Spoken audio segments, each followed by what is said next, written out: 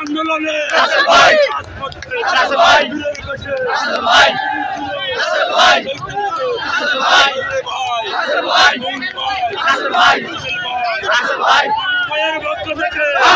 শুভেচ্ছা পক্ষ থেকে শুভেচ্ছা ভাই তোমাকে